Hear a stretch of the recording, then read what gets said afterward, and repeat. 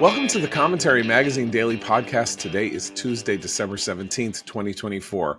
I'm John Podhoretz, the editor of Commentary Magazine. With me, as always, executive editor Abe Greenwald. Hi, Abe. Hi, John. Media commentary columnist Christine Rosen. Hi, Christine. Hi, John. Senior editor Seth Mandel. Hi, Seth. Hi, John. And Washington commentary columnist Matthew Continetti. Hi, Matt. Hi, John.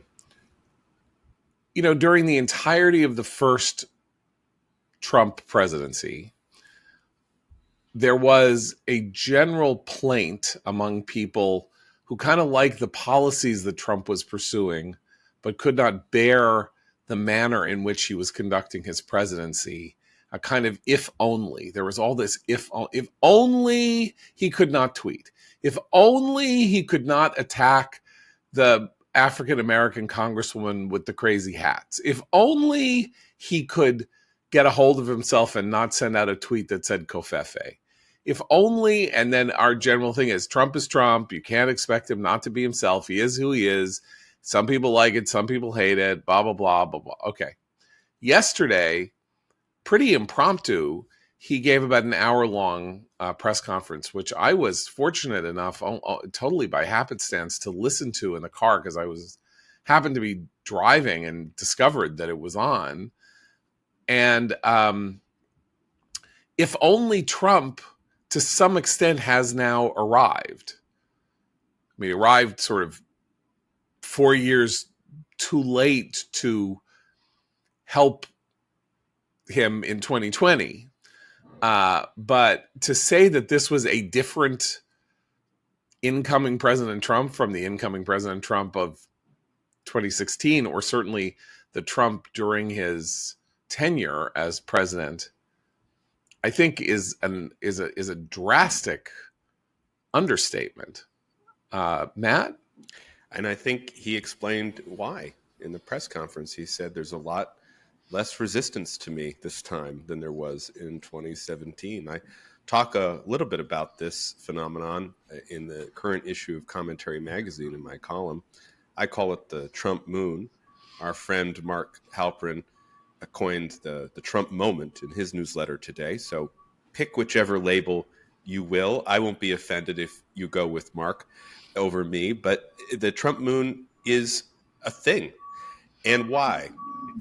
Well, I think it has more to do with the change in attitude toward Trump than any change on his part. What I have found studying Trump over the past 10 years is that if you approach him with open arms, or you begin by flattery, you can go a lot farther than if you approach him with raised fists and with insults, because then he will retaliate. This is the classic Trump. So what do we have now? We have him winning the popular vote. We have him making the most extraordinary comeback in modern political history, winning a non-consecutive term despite the indictments, despite all the judgments, despite the assassination attempts, despite the hostile media, despite the great switcheroo replacing Biden with Harris. And people who are approaching him from the business community to even the media and corporations, like we discussed on the show yesterday, are coming at it in a more approachable manner. And finally, I'd say one center of Trump resistance throughout his first term was within the Republican Party. The pre-Trump Republicans and conservatives who thought that Trump represented a awful deviation from conservative principles and from the manner in which Republicans ought to behave in the public arena. And now all those people are gone. They've either adjusted and accommodated themselves to Trump, or if you're the McCain, John McCain is gone, of course. Jeff Flake has retired. Liz Cheney is no longer in the Republican Party. She endorsed Kamala Harris, as did her father, the former vice president. So all of that base of resistance from within the party is absent. And we have this new moment, this new Trump. We'll see how long it lasts. I expect it will last up until the minute things start to get hairy, and then he'll start counterpunching as Well, usual. so let's talk substance, because I was actually, I think that's a very good sort of description of why he seems to be lighter of spirit and less combative. But it was also a pretty commanding press conference in terms of policy, and I would say a kind of self-confidence, not that Trump ever lacked self-confidence, but a kind of policy self-confidence, some of which I liked and some of which I was very troubled by. But nonetheless, his comfort with it was striking, even through the fourth year of his presidency, when he had been president 4 years. He, of course, you just never knew what was going to come out of his mouth during one of those COVID press conferences in 2020. So he said, someone asked him about RFK, and he said, I like polio vaccines. And then, 2 hours later, RFK Jr. said, I like polio vaccines. So it's like, who's the president? Trump is the president. You are not going down that road. He said, I think you're going to be surprised at how moderate Bobby is about these matters, which was a statement not to us, though it was to us, but was very much a statement to Bobby, to let him know that Bobby's radical agenda was not something that he was going to see pursued, the most radical version of his agenda. Even though he said, I don't like vaccine mandates, which is, again, by the way, a complicated, much more flavored question, which, of course, people in the mainstream, particularly younger people in the mainstream, do not know, because vaccine mandates are not like a lead pipe cinch. There was a very big debate 15 years ago, maybe even longer than 15 years ago, about a vaccine mandate for the HPV vaccine, which a lot of people did really thought was not only unnecessary, but was morally highly problematic, because it seemed to be a kind of social endorsement of the idea that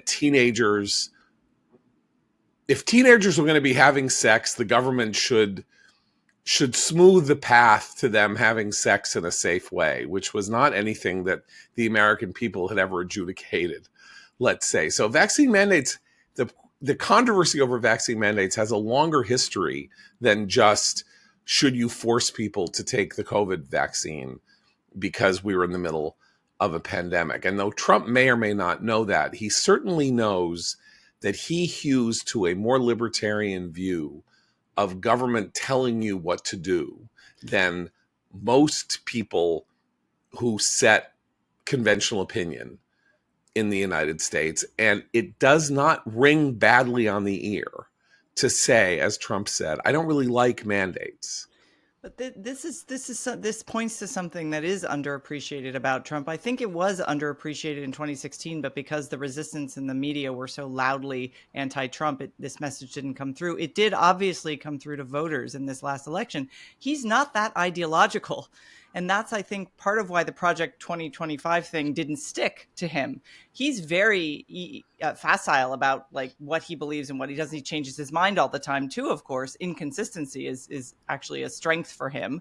But he can say that and mean it, and people believe him, because he doesn't have a very core set of principles beyond vague statements about usually himself and how he wants to exercise power. The other underappreciated thing, and I think the reason the press conference was so notable, I only saw part of it, is that it's a normal presidential press conference, which is an irony because Trump has been held up as this highly abnormal politician. But in fact, we have been starved of the normal give and take between a president and the press corps. And the press corps even seemed excited about it. He didn't have cue cards. He didn't bumble over answers. No one had to clean up his answers later. I mean, we have had Biden has not had a press conference in more than a year. Exactly. And I mean, so he's taken questions from Harris, the press. Harris Right. never had one.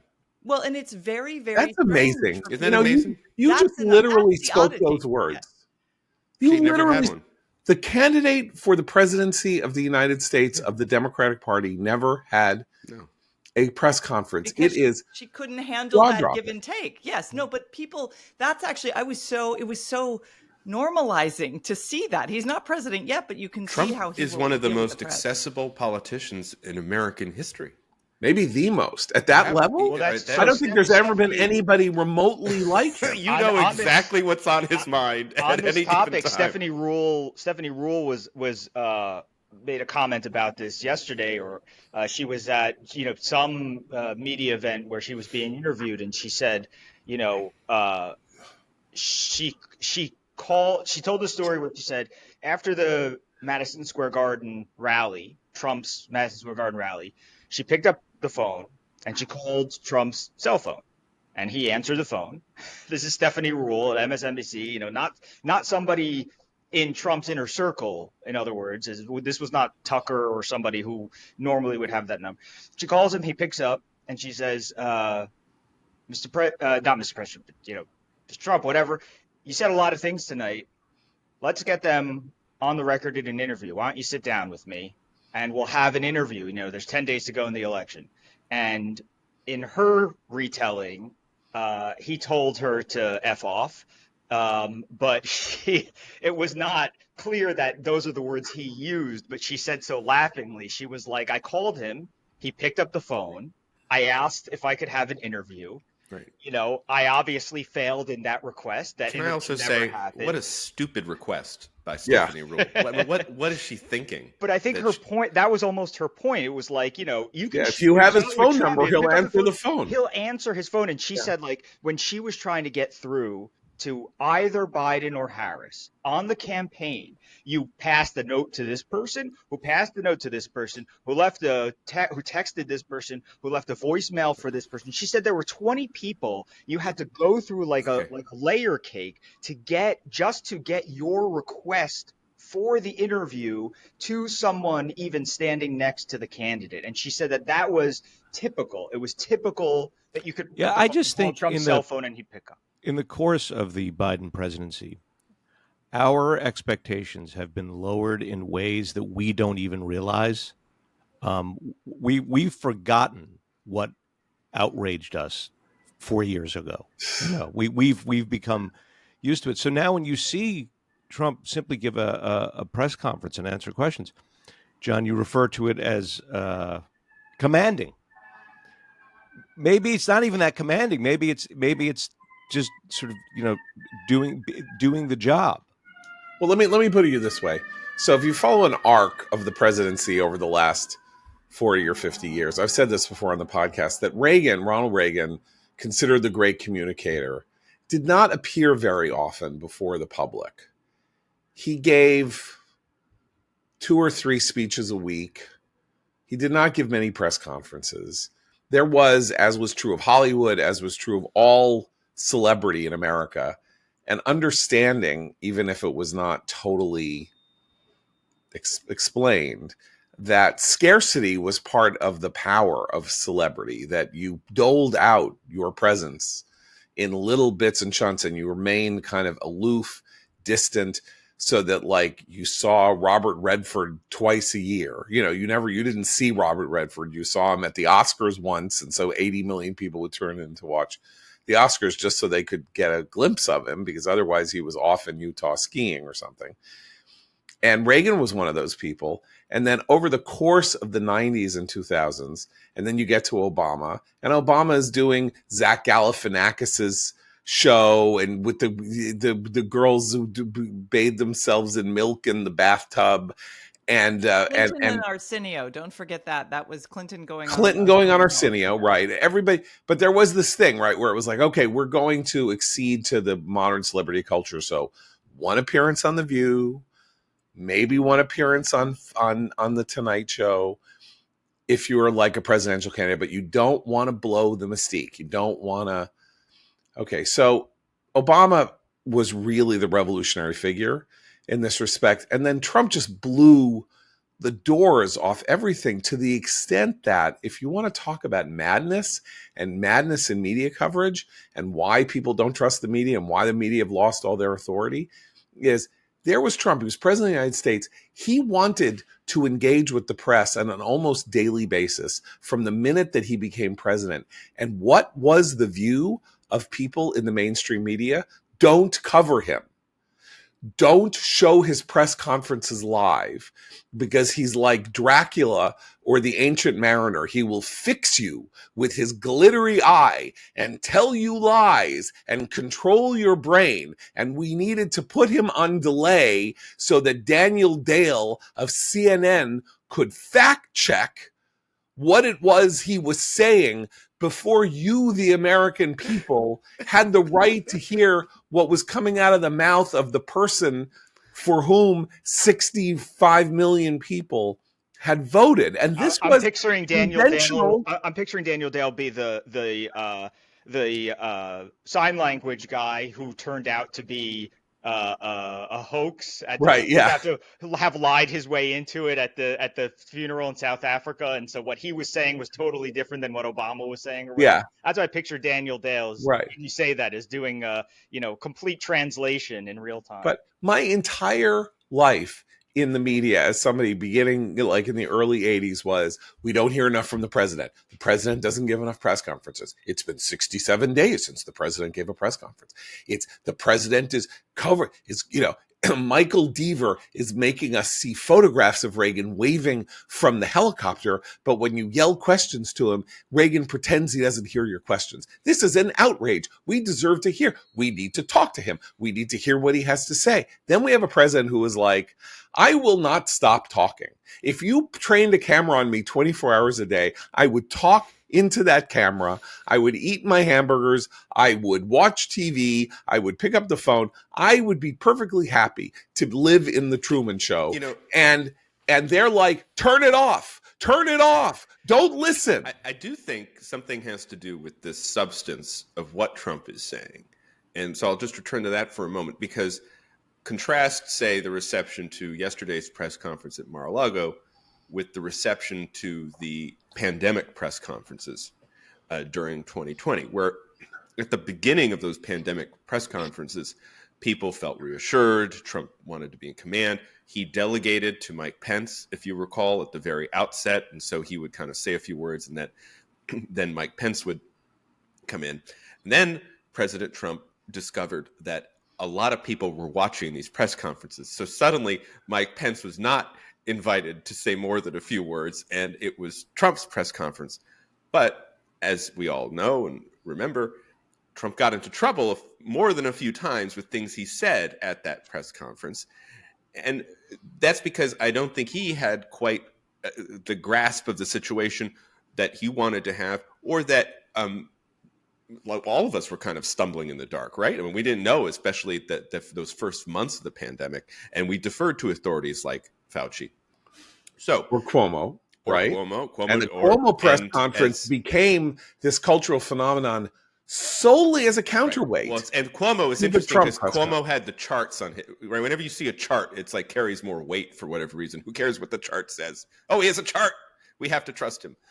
And then, Dr. Birx was there, or as Rush Limbaugh used to call her, Scarf Lady. I'm sorry, that was uncalled for. Scarf Lady. That was, think about yesterday's press conference. Trump had something to say on everything. I'll just run down a few things. He talked about the drones. He was the most presidential figure, not yet president, but kind of the quasi-president right now, addressing the drone scare. And he said, well, we need to have more transparency, and we know what's going on, and the Pentagon needs to come clear. And guess what happened? The Pentagon actually issued a lengthy statement on the drones after the Trump press conference. He talked about Ukraine. He again. By the way, let's go back to the drones just for a second, because he was, for maybe the first time in his career in this role, relatively reassuring. He said, basically, trust me, we know what's going on, but it really would be better. People are nervous and concerned. We know, Biden knows, the president knows what's going on. I want to talk about it. Now it's become an issue, and we have to reassure people. So that was actually reassuring. First of all, I believe that to be, I myself believe that to be the case. So of course, I'm happy to hear that. But he wouldn't have said it if someone hadn't told him, pretty much. So he probably was briefed that morning or something like that. And he went out and he said, I don't think this is worth panicking over, but they're not handling it right. And he was right. And that was a good thing that he did. And the Pentagon statement, by the way, still isn't properly Still very reassuring. It was mealy-mouthed. still weird and kind of dodgy. But okay, like, this is a hard situation. Clearly, there's national security stuff going on that we don't want to expose. And I understand that. But that was a thing where that's what you're supposed to do. Come out and say something that can calm the roiling waters a little bit. And now he also commented on the United Healthcare CEO killing, and he spoke common sense. He basically said my column from last Friday, saying that the lionization of the assassin is a sign of sickness in parts of our culture, and he was very strong on that. You mentioned the polio comment. I do think it's interesting because of Trump's age. He knows the remnants of the pre-polio vaccine life in America, and so he came out strong. No, we're going to keep the polio vaccine. For the newer vaccine schedules and such, he's a little bit. He's like, well, I'm not a mandate guy, but we'll all have to see, right? And then he said that, of course, as you said, RFK would not be as radical as some people think. And then on the hostages, we should also comment that too.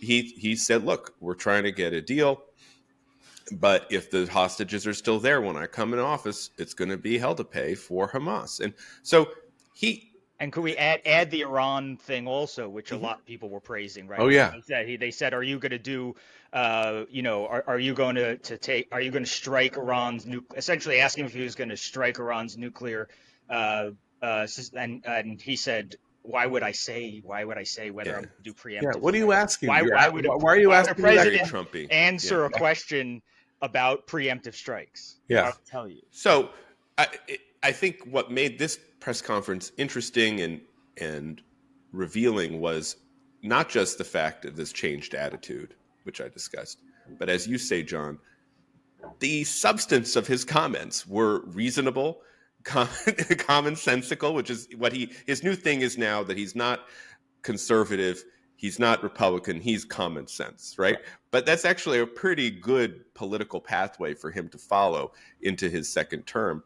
And so the Trump moon continues. Okay, so let's talk about some of the things that he said that weren't, at least to my mind, particularly praiseworthy, and that largely focuses on Ukraine. And he said a couple of interesting things that gave you some sense of how he is feeling about the transition with the Biden administration, which has been civil, right? I mean, clearly it's been civil. He exchanged civil words with Jill Biden at Notre Dame. They had the meeting with Biden in the Oval and all of that.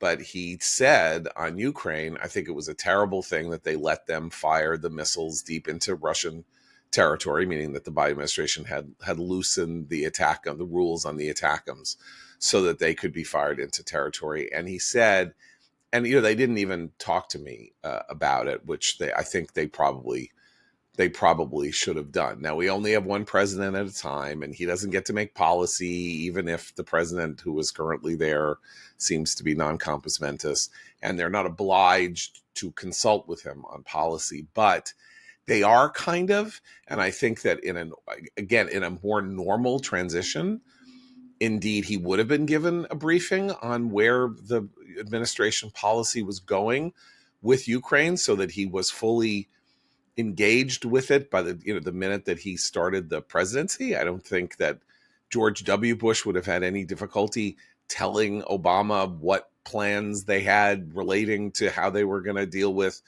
Iranian incursions into Iraqi airspace during the Iraq War.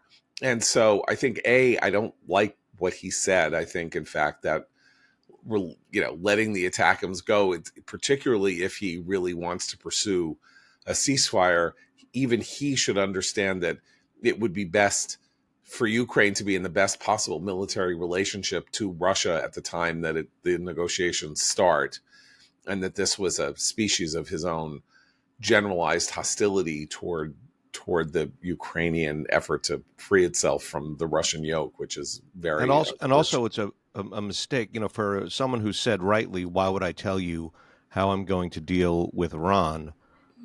He's telegraphing here Right. to some degree what he's going to do regarding Russia and Ukraine. Right. An important point. But to get back to the larger point, he is completely comfortable talking about any and every issue under the sun. He talked about Xi. He talked about Kim Jong Un. Right? He said at some point, people don't like it when I say that she's kind of an amazing person, but he's kind of an amazing person, and I would like him to come to my inauguration. Now, again, do I like it that he says that Xi, who was an adversary of the United States, is an amazing? I don't really mind. I don't see anything wrong with that exactly, but he doesn't see it. And what's more, he wasn't combative about it. Even when he was saying things like "you're all terrible" in the press or something like that, there was a lack of.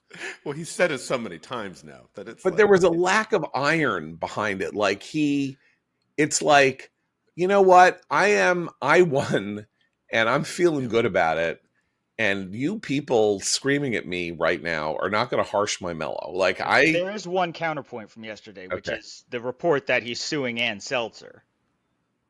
Right. Well, he talked about that too. Yeah. I mean that's the other thing. Which is talk about there were two threats, right? There was Ann Seltzer, the pollster of the Des Moines Register, claiming that her reporting out of the poll that had Kamala up by 3 was an act of election interference. And then there was one other media thing that I am now the Pulitzer Board. Oh, the Pulitzer Board for the Russia. Yeah. And this, of course, is all in response to a question about the ABC News settlement, the ABC settlement that we talked about on the podcast yesterday. Right. So he's still continuing those things, but even the tone, as John was saying, is much softer. And I wonder whether that's a combination of age and also kind of the experiences of the past year from doing the trial, sitting in that courtroom every day, to then almost to being shot and then almost being killed again, not much long after. He has seemed over the course of the year to be a little bit more reserved, which is an odd word to use to describe Donald Trump, but that does seem to be carrying through his kind of manner. Certainly since the assassination attempt. Just one comment on the inaugural. Trump has invited several foreign leaders to attend his inauguration, which would be unprecedented. And he has received one RSVP, yes, and that is from one of my favorite world leaders, Argentina's President Javier Milei, who will be at the inauguration. So I'm very excited about that. And apparently, the Italian Prime Minister, Giorgia Meloni, may come as well. She is not an official yes. So Xi Jinping has not responded to the invitation. Donald Trump said at the press conference yesterday that doesn't mean it's a no. So he's still holding out hope for some reason that Xi might come. But Milei is definitely coming, and I, for one, am very excited about that. Now, I'd ask you this. If you thought it was a lot of work to do the seating chart for the commentary roast, just wait till you have to get Javier Milei and Xi Jinping and at the right time. Clearly, Javier Milei is like Trump. He'll talk to anybody. Yeah. About I anything. want Milei next to Obama. The two worlds so great. Colliding. Yeah. Or next to Claudia Sheinbaum. That would also be interesting. Yeah, right. It's like, hey, guess how my economy is doing compared to your economy. Well, I don't know if was she invited too? No, but I'm saying that would be interesting because I'm about to convert to Judaism, says Javier Milei to Claudia Sheinbaum. Extremely pro-Israel. Now, had Trump given the press conference later in the day, he might have been in a worse mood because Judge Merchan in New York, the judge in New York overseeing the Alvin Bragg case, denied Trump's bid to have the case dismissed over the Supreme Court's immunity ruling, claiming, in a very interesting Federalist claim that I'm unaware most liberal judges would accept, that because it's a local case, the Supreme Court saying that the president is immune from acts that he took while in office, and of course the the payments that are at the heart of this happened in 2017. The supposed 34 felonies for which he was convicted did happen while he was in office. And Judge Mershon says, the people's use of these acts as evidence of the decidedly personal acts of falsifying business records poses no danger on the intrusion on the authority and function of the executive branch. And even if the evidence was, quote, admitted in error, such error was harmless, he added, noting, quote, the overwhelming evidence of guilt, unquote, introduced at trial. Now, this will be appealed. I'm no expert on, I don't know what court, I know what court in New York State it's appealed to, but who knows who will be on that appeals panel and stuff like that. This is a self-evidently absurd ruling. The idea behind the immunity ruling of the Supreme Court is that the president of the United States has to be allowed to conduct his work as president without spending his life distracted, as right now, for example, Benjamin Netanyahu is spending his life in the middle of a war being distracted by legal proceedings. And that if he made a decision while president to make these 34 payments, that decision itself might have been made credibly as a means of getting this off his plate so that he wouldn't have to think about it, because he was president of the United States and had more important fish to fry and didn't mind spending whatever it is he spent. I don't remember, was it $135,000 or something like that over the course of in those 34 checks or something like that, $3,500 a check. So, I mean, I don't understand logically how Mershon, except being a jerk and mad at Trump because, Trump insulted his daughter, who was a Democratic political operative at a relatively high level in New York State, and therefore should have recused himself from being the judge in this proceeding. Nonetheless, Judge Mershon is trying to keep that sort of Damocles hanging over Trump's head. And I don't know what to say about it. I mean, the timing, the payments were made prior to the election. And I think that has something to do with Mershon's corkscrew logic here, that it wasn't actually done in his capacity as president, and therefore the trial could keep going. Wait, is that okay? Did I completely get this wrong? Well, are you sure? The payments were made in 2016. Maybe one of the payments to Michael Cohen? Oh, okay. That's right. No, they were made in 2017. You're right. Cohen paid Daniels in 2016. Yes, he paid Daniels, and Trump said, I'll reimburse you. And Trump reimbursed him when he was president. Yeah. Right. Okay. So you're right. All right. So, no, Mershon's like, no, you don't get to tell me that I don't get to hold him liable, Supreme Court. Guess what? The presidency is a federal office. And yes, people are state. We do have a federal system, and there are 50 state laws, and he was indicted under 50. We still haven't. The appeals in this case, by the way, there are many other versions of appeal in relation to this case that we haven't even gotten to, like the famous elevating the misdemeanor to a felony without saying what the actual felony was part, which hasn't been heard, and various other things.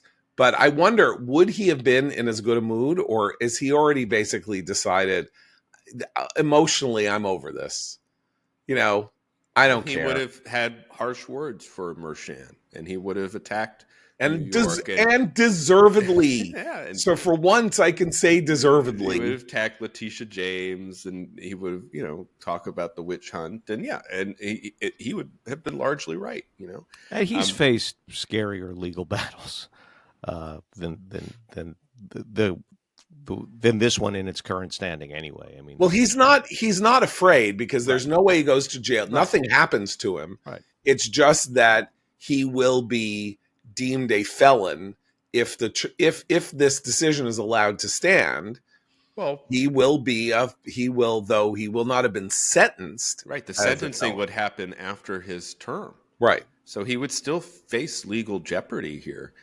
And it's crazy and insane. And so you're absolutely right to say what Mershon did is ridiculous. They should just drop it.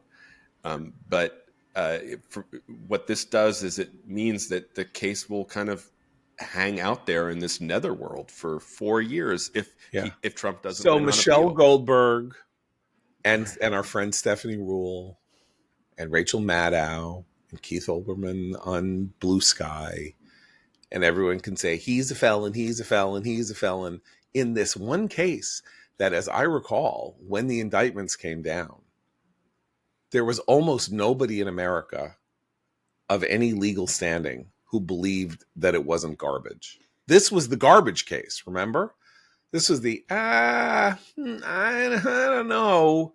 What do you mean? It's a misdemeanor. I don't understand how it's a felony. I mean, how many op-eds did we read from liberal jurisprudence people saying, this case has given me the heebie-jeebies. This is like, don't go with this. There's also the fact that the public's perception of politically motivated prosecutions has also shifted dramatically in the past, I would say, 6 months to a year. The Daniel Penny verdict should teach the Michelle Goldbergs and the Keith Olbermanns of the world to rethink some of their prior convictions, pun intended, because there is, I think, a mood about, and it's linked as well to the chaos at the border and the crimes committed by people who are in the country illegally. The statements by elected officials in blue states and blue cities saying we will not cooperate with federal law when it comes to immigration. All of this sort of toxic brew has affected public opinion about this kind of prosecution. And in a way, I think there are a fair number of people who see the political prosecution of Trump in that larger orbit. That's an important point, and I think, but at least it makes it arguable. At least the point is that you can't say, well, most serious people look at this and say, he was convicted, and that's fine, and he deserves what he gets. The and phrase all. "most serious people" and Alvin Bragg should never be in the same sentence because enough. Those two things are on. Absolutely fair enough. I want to go somewhere. I've been a little hesitant about this because it involves somebody that I know with whom I have friendly relations, but I was so deeply offended by this that I really felt like I needed to bring it up on behalf of the listeners of this podcast and some other people, and that involves the Hanukkah party at the White House last night. I'm not even going to go into the deep offense of Joe Biden standing at the White House Hanukkah party, claiming to have secured the release of 100 hostages, which he did not do. First of all, I believe the release of the hostages is about 80. That was almost a year. It was more than a year ago. He had nothing to do with it. I'm sorry. I don't know who. I'm sure there was an American sitting at the table. It was Israel's, crushing of Hamas in the first weeks of the war that had Hamas saying, "Whoa, we need a break. Let's have a pause here." And the idea was, okay, we'll pause. You let hostages out every day, and then after 7 days, Hamas said, "We're not doing it anymore." And Israel said, "Okay, the war starts again." I don't know what credit Joe Biden gets for that. If he wants to take it, fine. If the Israelis would want to give it to him, fine. He shouldn't be standing in front of the American people saying that he secured the release of 100 hostages. That's not right. It's a brag that he doesn't deserve, and so that's just unseemly.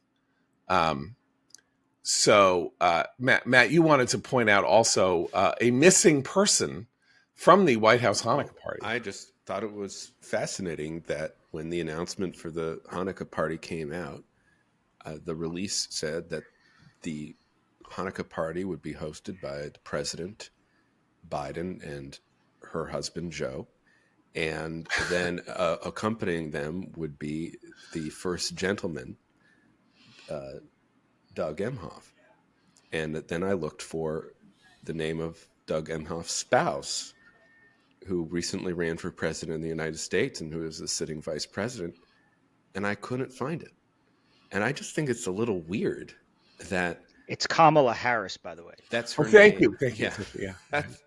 That's her name. I just thought it was weird that Kamala Harris couldn't make the trek down Massachusetts Avenue, which takes about 5 minutes max in her motorcade, to attend the Hanukkah party when I know that shortly after we're done recording the podcast today, she's going to take the longer drive out to Maryland and give a speech to young people, telling them to continue the fight, to keep on fighting in a way to signal to the Democratic fundraising community that she intends to continue her political career.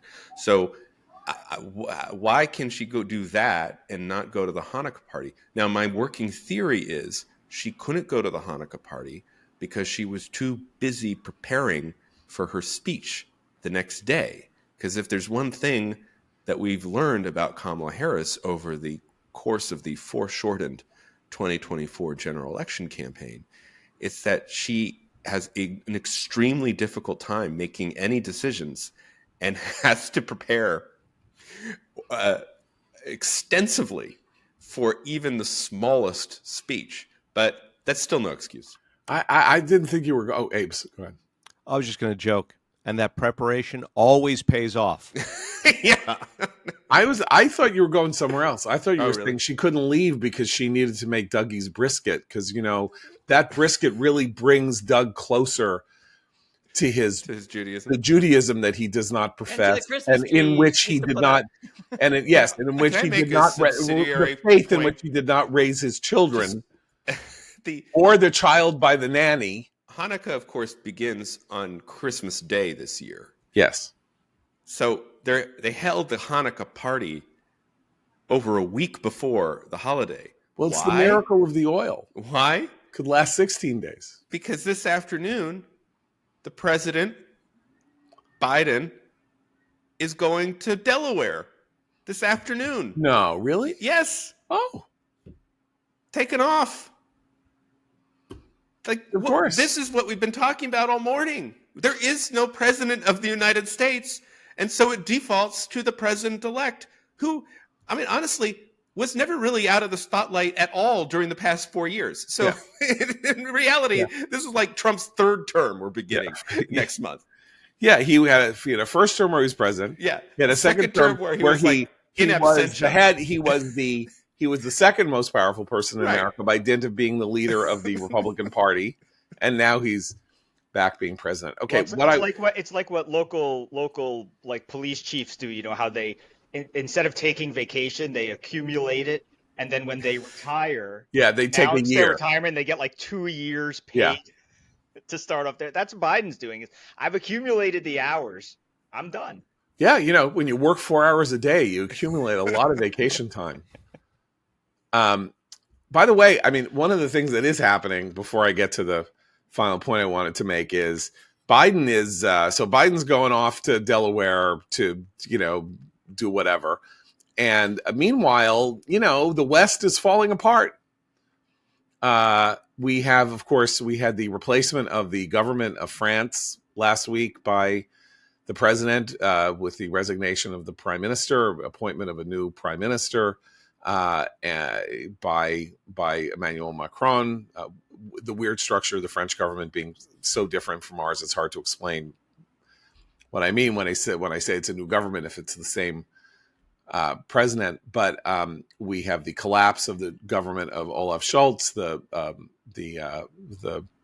premier of Germany, and apparently, possibly today or tomorrow, the final collapse of Justin Trudeau, Canada's prime minister. Couldn't be happening to a nicer guy overseeing the journey of his lovely country into a fetid anti-Semitic swamp about which he has absolutely nothing to say. And by the time all of these hijinks come about, the question is how many of those, is it 35 million? Canada is a peculiarly small population given its size. I think it's 35 million people, something like that. Really might want to be taken, moose, from what I understand. But they might want to be taking Trump's offer up in that tweet where he welcomed the governor of Canada, Justin Trudeau, given that Canada, in Trump's view, should become part of the United States. Generally speaking, this, just to loop this into the first half of our discussion about Trump, this adds an interesting coloration to another line of attack on Trump that we always hear, which is foreign leaders very worried about the incoming president. They don't know how to handle what to deal with him. They don't. He's an unknown quantity. He doesn't know anything. He's a bull in a china shop. He's this and that. Meanwhile, they've all got their own houses to clean up, big time, right? Well, the one excuse that Democratic regulars who want to claim that the election was not a disaster for Democrats have said is Trump is just another example of a worldwide phenomenon in which world leaders are experiencing the withdrawal of affect by voters in their countries all over the world. And Biden and Harris, whatever, are no different. Trump won by 1.5 points. Harris ran a perfectly good campaign when she really focused, meaning in the battleground states. Yeah, she lost You'll every notice. battleground. She lost everyone. No, but by less, Matt, by less. She lost When you see every those single maps battleground. that show the I arrows. would give them credit for that argument if she had won. I know, no, but so they have those arrows, which are the waves Yeah, of the things shift. going to the Yeah. right? The entire country. The entire country.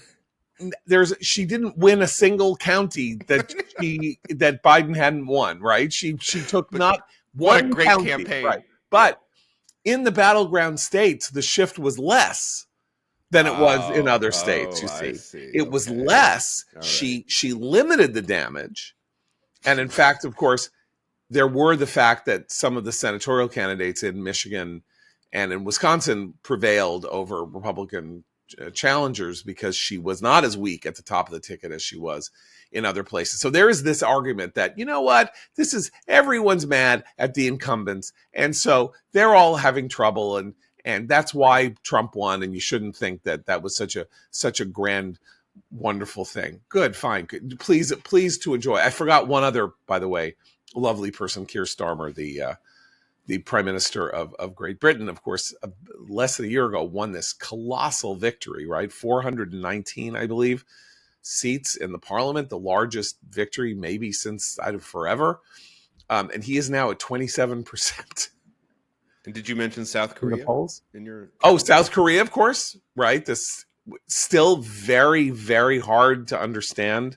The president has been impeached. The president's been impeached, claiming that he had needed. Well, he resigned, but claiming that he had needed to stage this coup because North Korea was secretly taking over South Korea, and of course, then we have all the instability in the Middle East. But it is this one funny aspect of this that there is a body of opinion as Kamala Harris comes out today to speak to say that she is not leaving, she's not going anywhere, that wants to support the notion that she did perfectly fine in an election that she lost, which please enjoy. Please enjoy. I mean, well, can I say something though on the Canada 5 stages of grief, you know? The one thing I would say on Canada though is I object to the suggestion that they should be made the 51st state now, because Canada alone among really the countries that you're talking about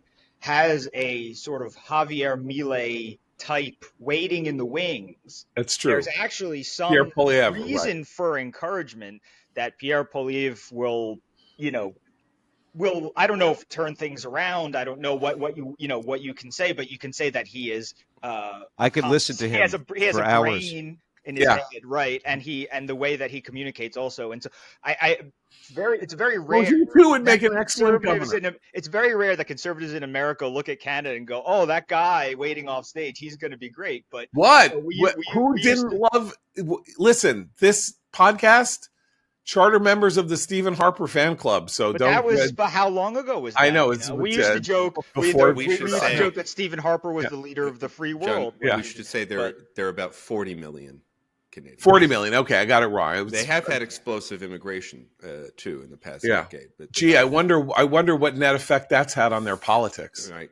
I mean, but it will be interesting to see economically in terms of the trends. If there is a sort of Milei-like trend that goes against what Kamala and the others are saying, that it's just an incumbent thing, that there might actually be some sort of ideological pull in the other direction. Okay, fair enough. I need to go to our friends at Jewish Insider to conclude the podcast today. Their report on the White House Hanukkah party. First of all, while I made fun of Biden and said, it's shocking that he would claim to be the hostage releaser extraordinaire, he did say, I learned a long time ago, you don't have to be a Jew to be a Zionist. He called himself a Zionist. That still matters. It does matter that he said it.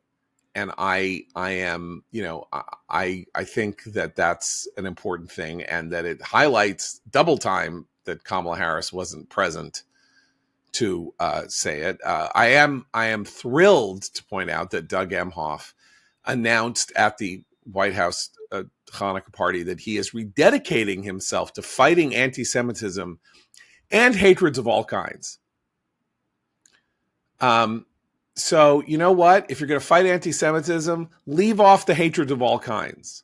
We're all against hatred of all kinds. If you want to talk about anti-Semitism, that is not a hatred comparable to all kinds of other hatred. It is its own kind of hatred. I thought that was what we had come to learn, not only after October 7th, but in the debates over the last 10 years over the IHRA definition of anti-Semitism and what anti-Semitism is. And once again, the idea that Doug Emhoff was going to be the representative of Judaism in the United States should Kamala Harris have become president was so outrageous and unseemly. Again, mentioning not that it's not my business how anybody raises their children or in what circumstance, but if you are a Jewish man who has children and you don't raise them as Jews, you don't get to claim that you are Mr. Jew. Sorry, you don't get it.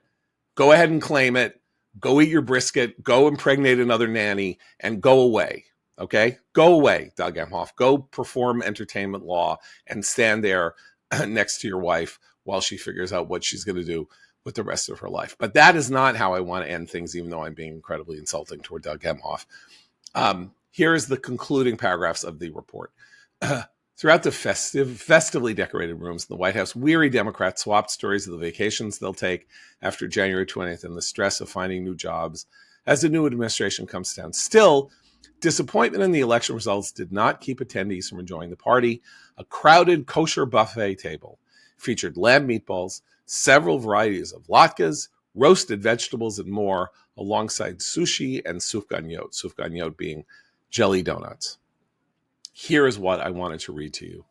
Rabbi Elliot Cosgrove of New York's Park Avenue Synagogue lit the menorah, acknowledging the holiday is still a week away. He opened with a sentence that captured the attitude of the room. Quote, "On behalf of American Jewry, with one voice and one heart, we are here to say we love you and we will miss you."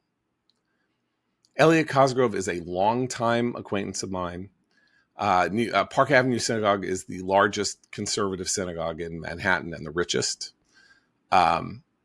His daughter attended day school with my daughter, and I have broken bread with him and talked to him many times. I am disgusted with the sentence that he spoke. First of all, he is a conservative rabbi in a community that is divided in many different ways. I'm a conservative Jew. Matt sends his kids to a conservative day school. Seth is an Orthodox Jew. There are Reform Jews. There are Reconstructionist Jews. There are Jews of no Judaism, whatever. We do not speak with one voice and one heart about anything. And one thing that we have learned is that we are not supposed to walk around saying, on behalf of American Jewry, here's how we all feel. And Elliot knows this and decided nonetheless to be the spokesman for American Jewry at a party where there were some delicious jelly donuts and tell Joe Biden, we are here to say we love you and we will miss you. American Jewry voted in greater numbers against the Biden-Harris administration than it has voted against the Democratic administration in decades. We do not speak with one voice. I do not love Joe Biden. I will not miss Joe Biden.